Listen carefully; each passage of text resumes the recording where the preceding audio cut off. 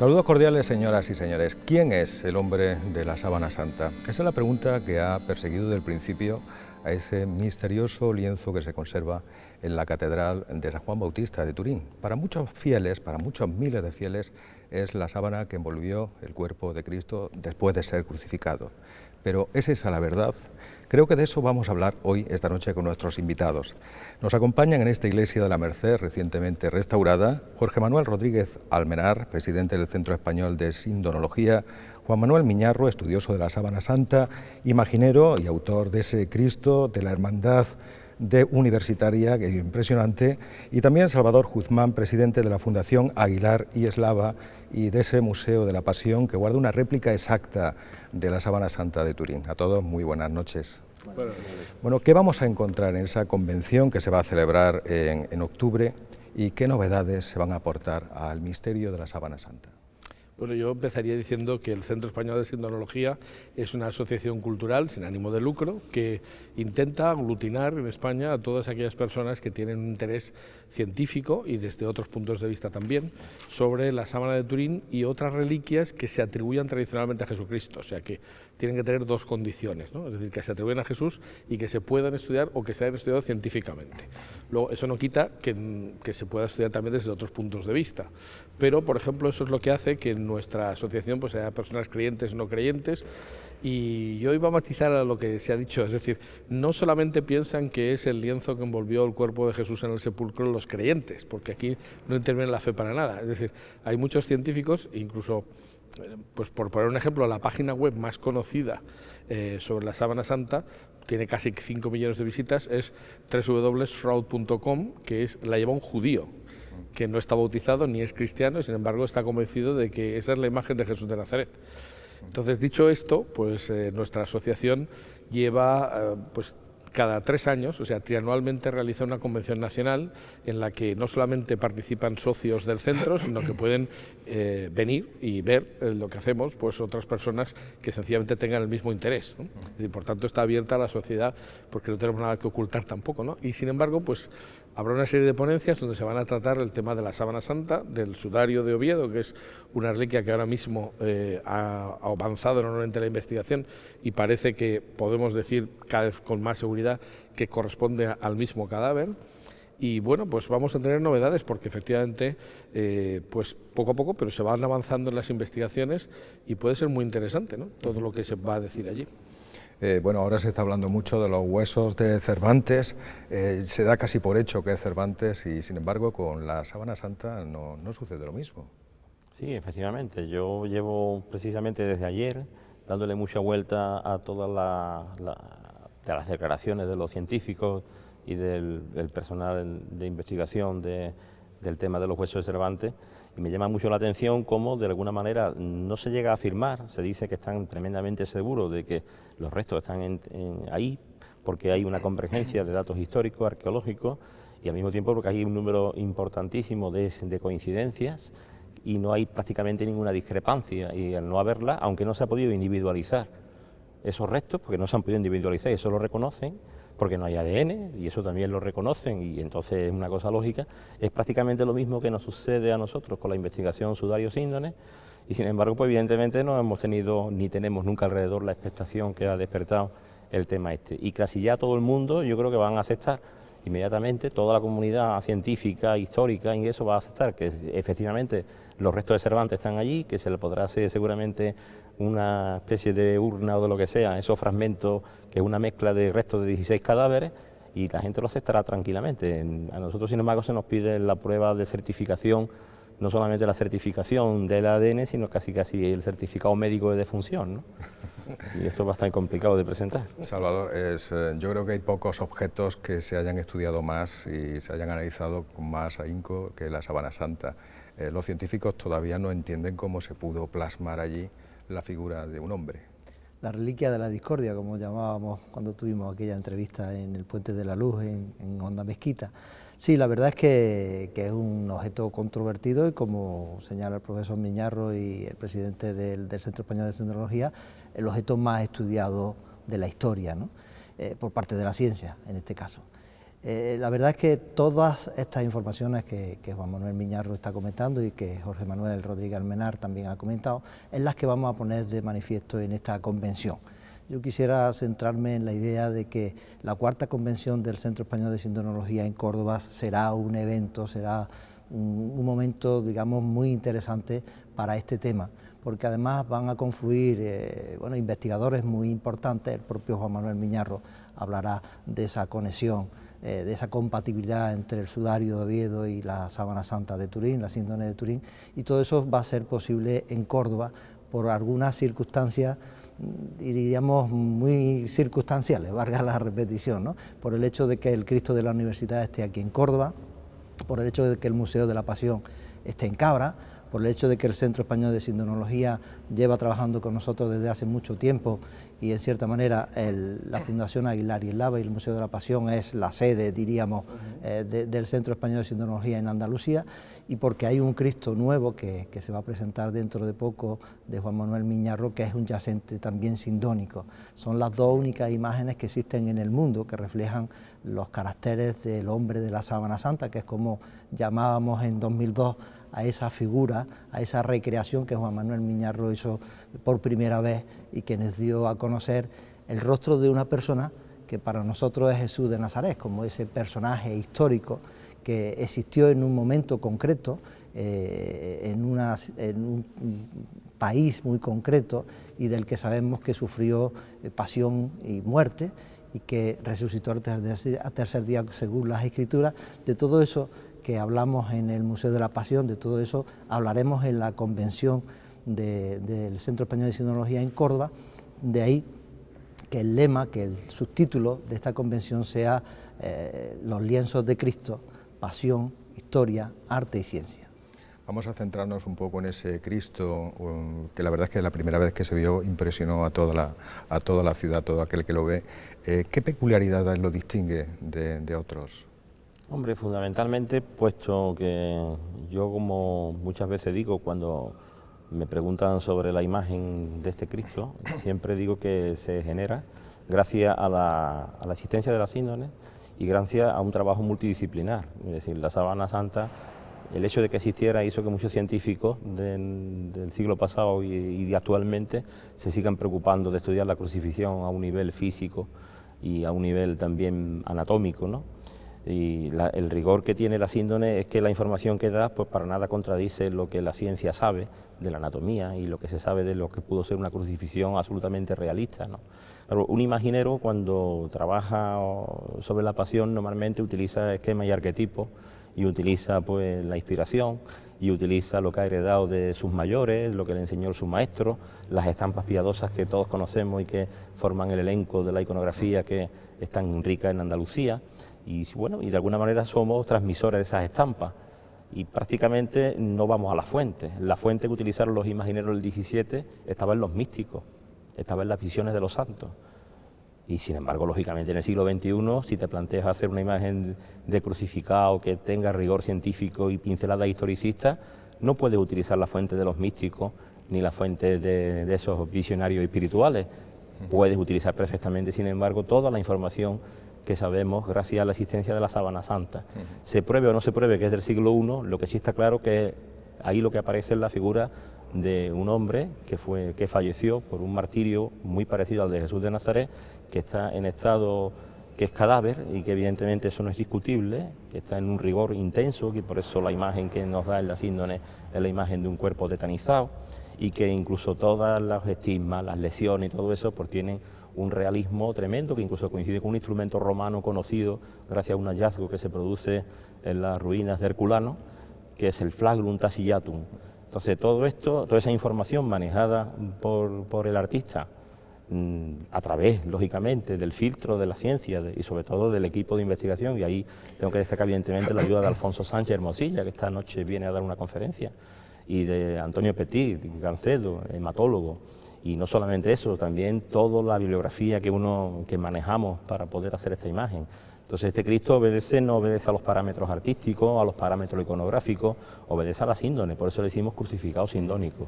Pero al mismo tiempo tiene una vertiente que quiere tener una vertiente devocional, es decir, tiene una función, y la función que tiene es ser procesional y titular de una imagen de una hermandad de penitencia. Una de las cosas que llama la atención es que no hay corona de espinas, sino un casco de espinas.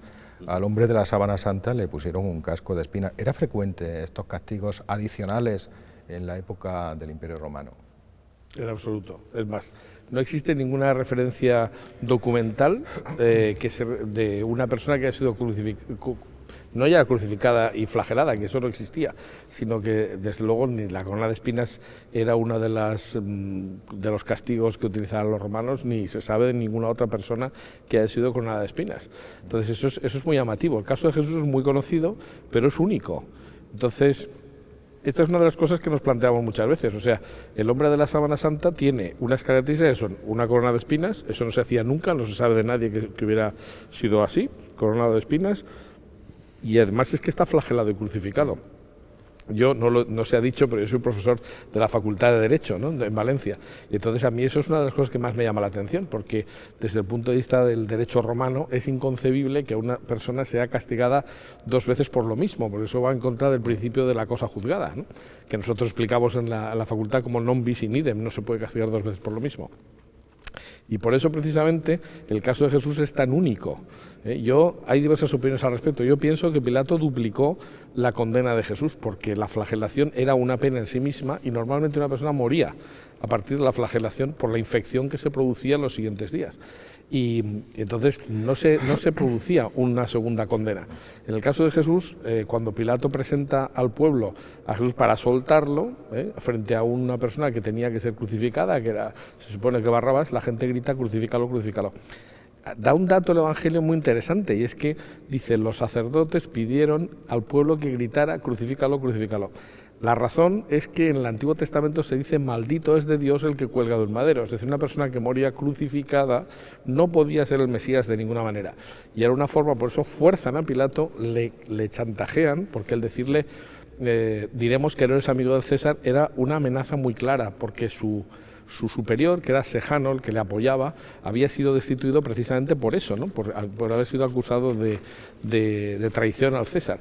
Entonces, lo digo porque el caso de Jesús es un caso único, es decir, una persona que es condenada 2 veces por 2 penas que son incompatibles. El hombre de la sábana santa vemos lo mismo, está coronado de espinas, un caso insólito, y además se le ha duplicado la condena. La probabilidad de que sea la misma persona pues es astronómica, ¿no? Llama mucho la atención esos latigazos que aparecen en el Cristo que has hecho, y cómo, perdiendo tanta sangre, podía una persona llevar la cruz. ¿Es normal eso? Antropológicamente hablando, ¿puede alguien sobrevivir a semejante castigo? Difícilmente. Difícilmente. De hecho, lo que dicen los evangelios es que en el caso de Jesús pues hubo que desatarle, y no dice desatarle, pero dice que se coge a Simón de Cirene para que lleve la cruz detrás de él, dice literalmente, no necesariamente entre los dos. Es decir, que lo más normal es que se desatara, porque solamente se transportaba el paso horizontal. Ahí la iconografía pues ha hecho una cosa completamente distinta, ¿no?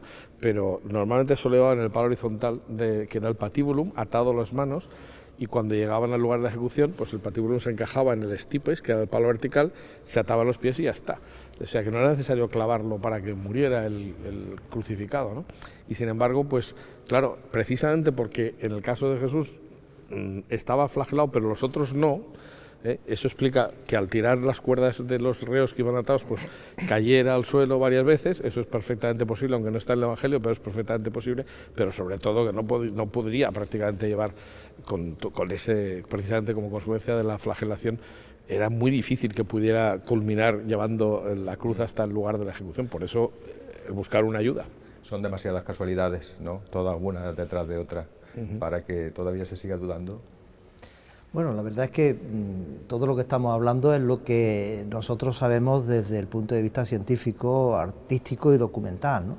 Lo curioso de este asunto del hombre de la sábana santa es esto que estamos comentando, que contradice la síndrome de Turín en muchos aspectos todo lo que ha sido la historia del arte, al punto incluso de que nosotros estamos convencidos también de que ese rostro impreso en la síndrome de Turín de alguna manera influyó en lo que ahora llamamos el retrato histórico de Cristo, y en ese sentido el profesor Miñarro desde el año 2001 viene avanzando que el rostro del hombre de la síndone seguramente sería el mismo que el del Mandilión de Edesa, y que esa influencia fue capaz de transformar la iconografía de Jesús. Bueno, pues estamos hablando del siglo V, siglo VI, y que ha llegado hasta hoy. La curiosidad de todo este asunto también vendría del hecho de que todos esos detalles que estamos comentando son impropios en la historia del arte. Hasta, bueno, salvo Rubens y Van Dyck, la mayoría de los crucificados se crucifican por las palmas, no por las muñecas. También aparecen atados al madero en vez de... ¿Utilizaban clavos habitualmente o se limitaban a atarlos al madero? Es que bastaba con atarlos.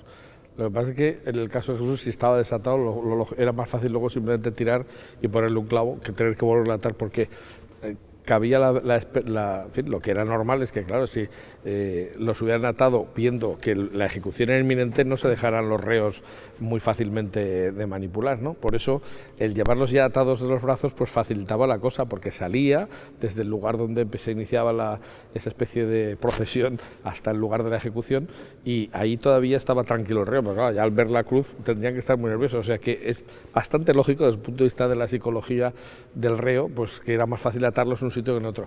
En el caso de Jesús se desata, y entonces, pues pensando que era más fácil, simplemente tiran y lo clavan. No estaba establecido que tuviera que ser una muerte con clavos necesariamente, pero claro, eso duplicaba el dolor, pero muchísimo, porque te tocaba pues el nervio mediano y algunos otros, y lógicamente pues el dolor sería terrible, sobre todo al tener que moverse en la cruz, pues iría arañando el clavo pues los nervios de las propias manos, ¿no?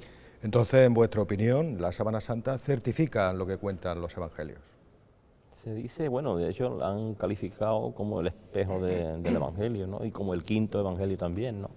Porque la verdad que el valor que da desde el punto de vista de la narración, los Evangelios son muy parcos en las narraciones, ¿no? No nos especifican prácticamente ni siquiera si la corona tenía una forma determinada, si el látigo con el que le flagelan tenía 3 correas o 2 o 1 y qué terminaciones tenía, ni nos dicen si fue con clavo o con cuerdas. Tenemos que deducirlo a lo mejor por el texto de Tomás, cuando dice si no meto el dedo en la herida de sus clavos, ahí deducimos que fueron clavos, pero que ellos no especifican nada. Las narraciones evangélicas son muy parcas, incluso los apócrifos también lo son.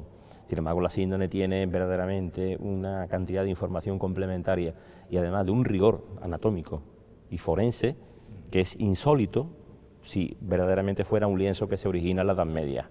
En la Edad Media es imposible que se haga esto. Y al mismo tiempo, si hablamos ya de la imagen como icono, desnudo, eso es mucho más difícil todavía de comprender en una época en que los crucificados se vestían prácticamente con túnica. Entonces todo esto hace que, bueno, que ahí, yo como digo, la sábana tiene tantas vertientes de misterio. Una de las vertientes es la edad, bueno, pero eso es un problema mínimo. Si es del siglo I, si no lo es, ya veremos de qué forma datarla, si no es por un procedimiento físico. El carbono 14 se hizo, pero en fin, puede ser que no valiera la prueba. Ya se ha escrito mucho sobre ese, por qué tuvo que dar un dato que prácticamente no es aceptable ya hoy día, y al mismo tiempo habrá otros métodos para analizarlo, pero eso es una mera mínima vertiente del problema. Tiene otras cosas, y de hecho está la imagen ahí, que es verdaderamente un poquito la controvertida, pero yo digo que nosotros en el Sudario de Oviedo hemos avanzado muchísimo en la investigación científica desde el punto de vista de la medicina forense y desde otros puntos de vista, pero fundamentalmente en la medicina forense, sin tener imagen. Simplemente es una tela manchada con fluido y con sangre, y con eso sabemos mucho. Y la mayoría de las investigaciones forenses que se hacen sin cadáver de referencia y solamente se tienen telas que han estado en contacto con ese cadáver, bastan para la investigación científica, para las pruebas criminológicas, y si los forenses son capaces de aportar indicios, con suficientes indicios se puede conseguir un dictamen judicial. ¿Cuánto medía el hombre de la sábana santa? ¿Cuánto calculáis? La verdad que sobre los estudios antropométricos ha habido mucha, se puede decir, pocas coincidencias. Desde algunos que manejaron la altura de 1,88, otros 1,80, 1,70 y tanto. La verdad es que muchas veces que no se ha interpretado bien la imagen. La imagen tiene unas distorsiones importantes, aunque algunas veces haya dicho que no las tiene. Sí que las tiene, y si no tuviera esas distorsiones, pues evidentemente sí que estaríamos hablando de un dibujo o de algo hecho por un artista. Pero claro, como yo digo, tenemos una imagen duplicada, la espalda y el frente. La espalda mide 2,4 o 2,2, creo recordar, y el frente mide 1,92. Hay algo que no cuadra, porque si estamos hablando de la imagen del mismo personaje, no puede ser más alto por detrás que por delante. Entonces, quiere decir que hay distorsiones. Y esas distorsiones nos llevan a que si se han medido esa constitución de manera lineal, sin tener en cuenta los ángulos, Entonces, evidentemente, a algunos antropólogos les ha salido 1,88, a otros les ha salido, sin embargo, a lo mejor 1,70 y tanto. Parece ser que la más aceptable es hablar de una cifra como estatura, comprendida entre 1,75 y 1,78, o 1,78 más menos 2. En definitiva, estamos midiendo algo que es una impronta sobre un tejido, que si nosotros pretendemos medir algo sobre un tejido, basta que hagamos varias pruebas y veremos que en cada momento nos va a dar una medida diferente. Ponemos un segmento en una tela y según hagamos así con la tela, en algunos casos mide más, en otros casos mide menos, y si estiramos un poco la tela, pues mide menos, y si la mojamos y la hacemos que se seque, pues se contrae, y a lo mejor si la enrollamos en un cilindro, pues se estira. Entonces intentar sacar las medidas... 1,78 no era una estatura muy alta para la época. Pues no tanto, porque de hecho en restos óseos que se han encontrado en cementerios de la época hay personas de esa estatura, bueno, personas de 1,60, 1,70, 1,75, bueno, que no estamos hablando tampoco de una edad, bueno, sí, son 2000 años, son 13 siglos, pero bueno, que en aquella época había personajes altos. Y Jesús, la verdad que no tendría que ser espectacularmente alto. O sea, yo muchas veces soy más partidario muchas veces del -2, para hablar de 1,75 que de 1,78. Sí, porque también en los evangelios haría referencia a su estatura, ¿no? A una persona... Y en ningún caso te habla de eso, todo lo contrario, decía que Saqueo tenía que subirse en una palmera para verlo venir, que Judas tuvo que darle un beso entre los que salían en el huerto para identificarlo. Si hubiera sido el alto del grupo, pues evidentemente todo el mundo lo conocería por la altura, ¿no? Si destacaba por ese... Bueno, la principal duda es la datación de la sábana, lo habéis mencionado al principio, se habla del siglo XIII, del siglo XIV, se han hecho nuevos análisis. ¿Cómo está ahora este polémico asunto? El tema de la datación, la verdad es que efectivamente ha hecho correr ríos de tinta porque no se esperaba que apareciera una datación medieval cuando se dató la Sábana Santa, porque desde el punto de vista cultural y desde todo el punto de vista arqueológico, histórico, documental, etcétera, no encaja. La imagen de la Sábana Santa o la Sábana Santa mismo como objeto no encaja para nada en la Edad Media, ¿no? Entonces, cuando de repente se hace una datación con carbono 14 y sale medieval, pues hay gente que dice, bueno, pues esto no puede ser, y no se plantea, pues entonces habrá que encontrar una alternativa, porque eso sería lo lógico, ¿no? Es decir, bueno, pues, y de hecho lo que es curioso es ver que los medios de comunicación dijeron, ha resultado sobre una pintura medieval. No ha resultado sobre una pintura medieval. Ha resultado, en todo caso, que sería un cadáver medieval, pero el cadáver lo es, eso es un enterramiento, es una persona que realmente, ahí hay sangre, hay fluidos corporales, no hay descomposición del cadáver, pero hay una serie de cosas que podemos decir que efectivamente han vuelto un cadáver. Entonces, desde que se hizo esa datación ahora, pues hay muchos datos que siguen manteniendo que esto se encaja mucho más en el siglo I que en la Edad Media. Uno de ellos, pues la verdad es que ha sido reciente, se habla, yo no sé si se hablará, probablemente se hablará en la convención de ello, pero ya está dado, dijéramos, el principio de la noticia, y es que en la Sábana Santa hay una serie de pólenes que, bien identificados, pues se ha hecho una reidentificación ligeramente distinta a lo que se hizo en los años 80, porque ahora hay mejores medios técnicos, pues lo que nos están dando es la fórmula de los ungüentos que se utilizaban en el siglo I, y así lo recoge Plinio el Viejo, en los enterramientos de los reyes. Y es curioso encontrar que sí, porque vamos a ver, hay que tener en cuenta que la sábana de Turín no es una tela cualquiera, es una tela que era exactamente del mismo tipo que la que utilizaban para hacer el traje del sumo sacerdote de Jerusalén. O sea, no era un tejido vulgar. Y eso que es un crucificado. Se sabe por la historia que los crucificados eran siempre o esclavos o personas que morían con delitos realmente de alta traición, cosas así. Entonces, un crucificado así, que tenga un enterramiento tan espectacular, encaja con el caso de Jesús, pero en otro caso también es muy difícil, ¿no? Con una espina y sin embargo con una tela muy buena. Pues ahora se ha descubierto que efectivamente los ungüentos utilizados eran los propios de un enterramiento real. Y bueno, pues en el sudario de Oviedo, pues recientemente se ha encontrado mezclado con un coágulo de sangre, polen, por ejemplo, del licrisum, que es el componente principal del polen que aparece en la Sábana Santa, y eso nos indica que el licrisum se utilizó antes de que se secara del todo la sangre, por tanto estamos hablando de que se tuvo que utilizar los ungüentos. Entonces, hay una serie de coincidencias que nos dicen, el sudario está como mínimo en el siglo VII en España, por tanto, si es la misma persona no puede ser el hombre de Turín, pero, o sea, es decir, no puede ser uno del siglo XIV y el otro del siglo VII, no podría ser de ninguna manera. Pero según se va profundizando en esto, pues hay un montón de cosas que van coincidiendo cada vez más en que no puede ser.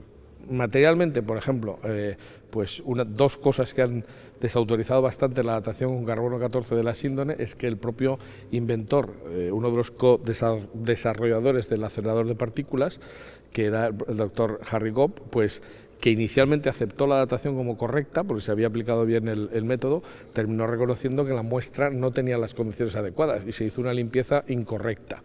Y por otra parte, esto no ha trascendido casi al gran público, ¿no? Y por otra parte, pues hay una publicación científica del año 2005 en el que se dice que justo al lado de donde se hizo la prueba del carbono 14, pues el investigador había encontrado que ahí había fibras de algodón añadidas.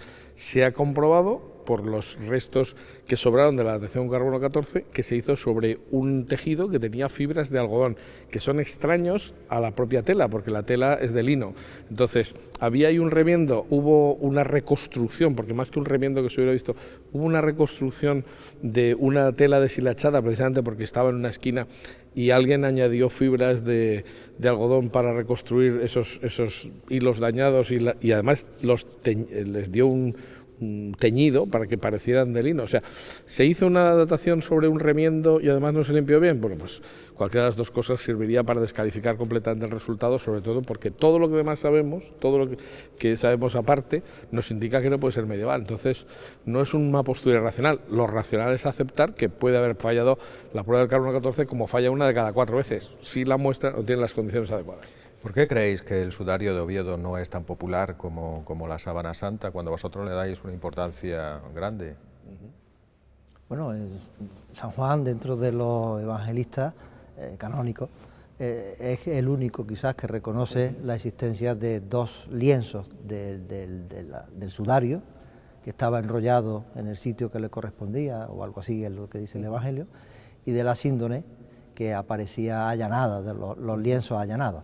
Según este testimonio de San Juan, la mortaja de Jesús estaría compuesta por dos objetos textiles, la síndone, que nosotros identificamos con la síndone de Turín, y el sudario, que probablemente cubrió la cabeza del crucificado cuando fue a desclavarlo. El profesor Miñarro lo ha estudiado recientemente con todos detalles, y esos dos lienzos funerarios constituyeron la mortaja de Cristo, y para nosotros parece indudable que ese pudiera ser el sudario de Oviedo. El sudario de Oviedo, bueno, no ha tenido la trascendencia que tiene el lienzo de Turín, pero es tan interesante, o incluso según como dice Miñarro, incluso más interesante que la propia sábana de Turín, porque ahí aparece, no aparece imagen, pero aparece esa sangre que él puede explicar con mucho más detalle, que es la que produce esa persona cuando se desclava y la cabeza se vuelca hacia adelante. Yo creo que él lo puede explicar muchísimo mejor que yo.